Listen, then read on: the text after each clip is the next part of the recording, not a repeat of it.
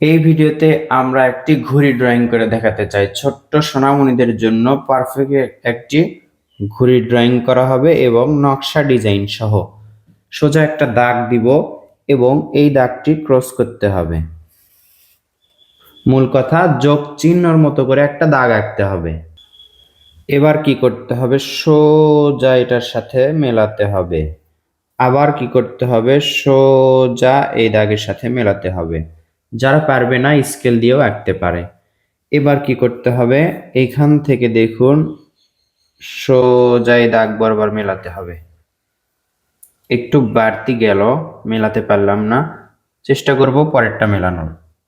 এভাবে সোজা এটার সাথে মেলাতে হবে এবং নিচে লেজের মতো রাখতে হবে।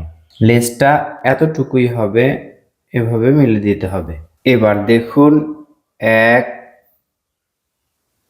2 3 তিনটি দাগ আঁকতে হবে। 1 2 3, এখানেও তিনটি দাগ আঁকতে হবে। এবার এই দাগগুলো ডাবল করতে হবে। 2 3, আবার এখানে 1 2 3। এবার দেখুন এই লেজ থেকে একটি দাগ এভাবে আঁকবো একটু ভাঁজ করে। এবার দেখুন এখানে ক্রস করে দাগ আঁকবো, 1 ক্রস করলাম। এভাবে দাগ দেওয়ার পর এই মাথাগুলো মেলাতে হবে। ছোটদের জন্য এটা সুন্দর একটি ড্রয়িং। এবার দেখুন এই বরাবর একটি সুতা আঁকতে হবে। এই কাইট বা ঘুড়িতে এখন নকশা করতে হবে। আমরা এটাকে ছোটবেলায় বলতাম চিল। গ্রামের ভাষায় আমরা এটাকে চিল বা ঘুড়ি বলি। এই পাশেও নকশা করব একই রকম। ছোটদের জন্য যেই নকশাটি সহজ হবে সেই নকশাটি আমরা করব, কঠিন করার প্রয়োজন নেই। রং করতেও যেটা সুবিধা হবে সেটাই আমরা করব। এই পাশে একটি স্টার আঁকবো আমরা। স্টার কিভাবে আঁকতে হয় আপনাদেরকে দেখাচ্ছি।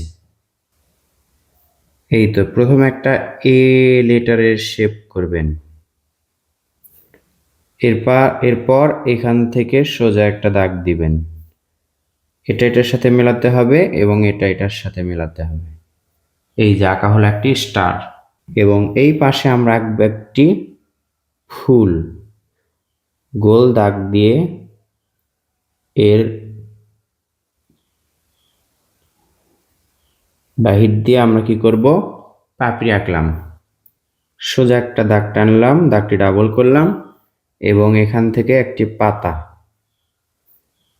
এখান থেকে আরো একটি পাতা। এই হলো একটি ঘুড়িতে নকশা। এবার এটাতে আমাদের রং করতে হবে।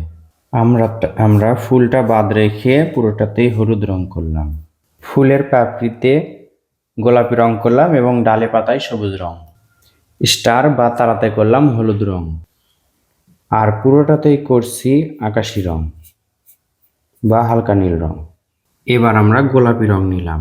দেখুন কোথায় কোথায় করি, মাঝের ওই রংটা বাদ রেখে, দাগটা বাদ রেখে আমরা বাহিরগুলোতে করছি গোলাপি রং।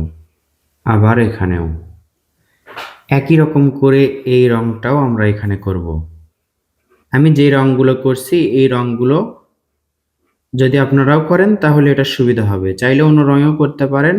দেখা যাচ্ছে অন্য রঙে করে রংগুলো মিলবে না, এতে এই রংটা করাই আপনাদের জন্য পারফেক্ট হবে।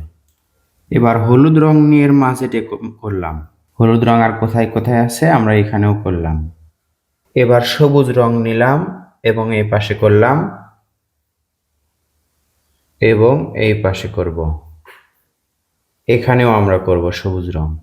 এরপর গোলাপি রং নিলাম, এখানে যে রংটি করেছিলাম এটাতে করলাম, এটাতে করলাম এবং নিচের এখানে। এবার নীল রং বা আকাশি রং নিয়ে আমরা লেজে করছি, নিচের এই লেজে এবং সর্বশেষ লেজে। তো বন্ধুরা এবার দেখুন ঘুড়িটি কত সুন্দর লাগছে। ছোট্ট বাচ্চাদের জন্য সহজ টেকনিকে সুন্দর একটি ঘুড়ি ড্রয়িং। আশা করছি এই ড্রয়িংগুলো পরীক্ষার খাতায় করলে ভালো মার্ক পাওয়া সম্ভব হবে এবং ভিডিওটিও সহজ হবে আপনাদের জন্য। শেষ পর্যন্ত দেখে কেমন লাগলো, শিখতে পারলেন কিনা কমেন্ট করে জানাবেন।